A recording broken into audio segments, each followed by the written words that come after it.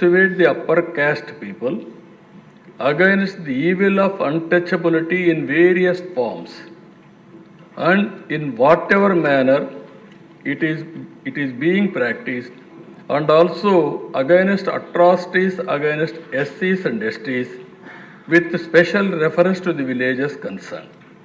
The team lead the SCs and STs into the village temple, provide access to the public water sources, and get the separate glass for SCs system removed from the tea and coffee shops.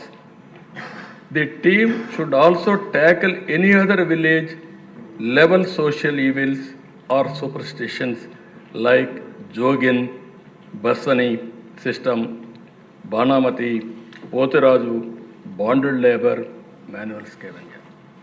అంటే మీరు ఇవన్నీ చూస్తే దశ ఎంత భయంకరంగా అంటే మనిషిని మనిషిగా ట్రీట్ చేయలేని పరిస్థితి, మనిషిని యాక్సెప్ట్ చేయలేని పరిస్థితి.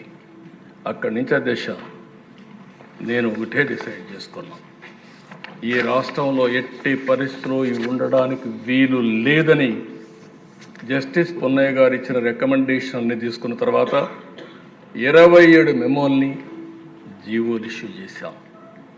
ఆ ఫస్ట్ జీవో మీరు చూస్తే GOMS నెంబర్ 92 ఆయన ఇచ్చిన report as it is accept చేయడం.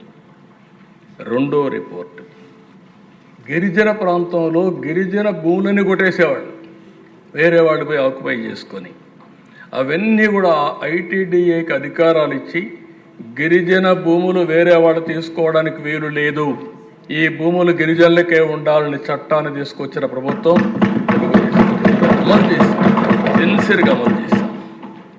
SCలు అదే మరి ఇంకొక పక్కన 694 జీవోల దిశ SCలు మరి ST సమస్యలు పరిష్కరించేదానికి జిల్లా, డివిజన్, మండల స్థాయిలో పరిష్కార సెల్స్ ఏర్పాటు చేశాం.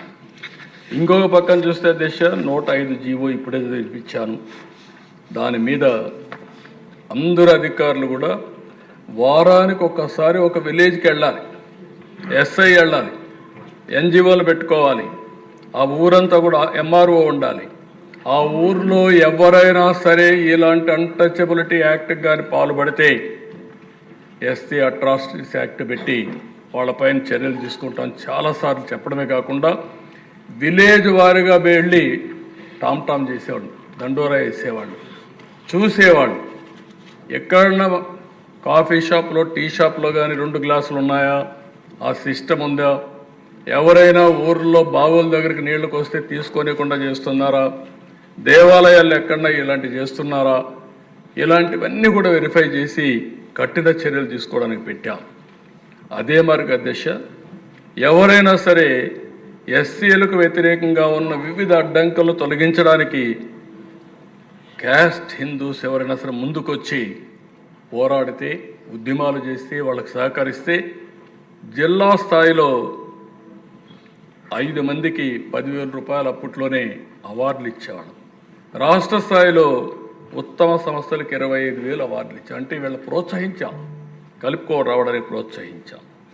ఇంకొక పక్కన కొన్ని ప్రాంతాల్లో, కొన్ని గ్రామాల్లో అహంభావంతో ఇష్టానుసారంగా మీరు ఎన్నైనా చెప్పండి, కరుడుగట్టిన విధానాలతో ఎట్టి పరిస్థితుల్లో మేము ఇక్కడ ఆచరించామంటే ఆ ప్లేసులన్నీ కూడా వల్నరబుల్ ప్లేసెస్గా, హాట్ స్పాట్స్గా డిక్లేర్ చేశాం.